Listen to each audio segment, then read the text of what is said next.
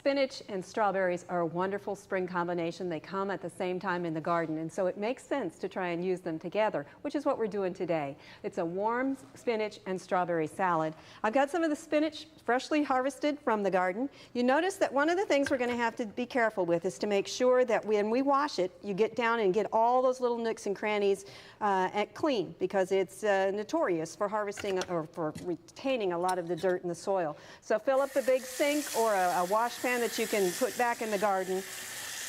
Empty your spinach in there and then clean it all well, one leaf at a time.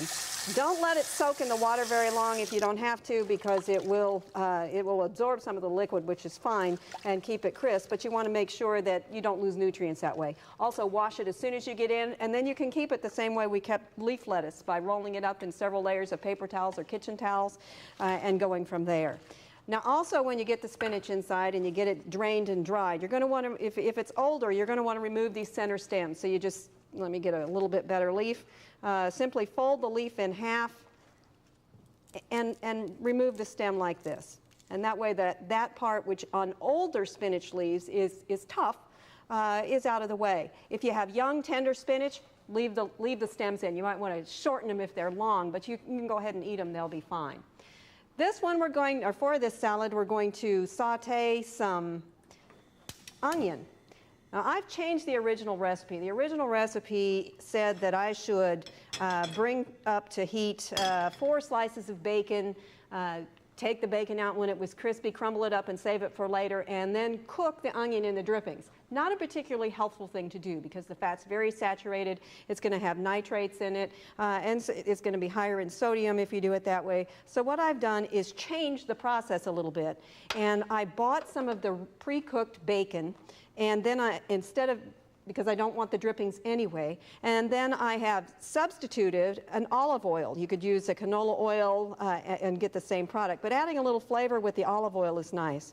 I have 1 medium onion, and I really only need a small onion, so I'm only going to add about half of that. And I'm going to bring that up and let it saute for about 3 minutes until it gets limped. We don't really want the onions to brown. You just want them to get a little bit limp. To that, we're going to add about 2 tablespoons of cider vinegar, half a teaspoon of sugar, about 1/4 teaspoon of salt, 1/8 teaspoon of black pepper, and then the kicker on this is we're going to add about a teaspoon of spicy brown mustard. And you just need to bring that up to a boil and get it well stirred together, and that's ready to go. Now we want to put it onto the salad when it's still fairly hot, because we're actually going to want the lettuce to limp just a little bit, or the spinach. So we'll go ahead and put that over it.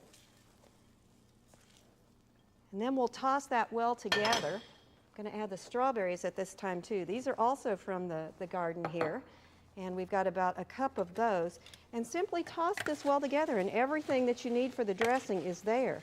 Now, this is not quite the same as cooked spinach, but it will limp up, and it's combining with the strawberries. Actually find that when strawberries and spinach are served together in the body, they multiply the effects of either one. So you get more of the phytonutrient effects than you would if you just ate spinach, or than you would if you just ate the strawberries.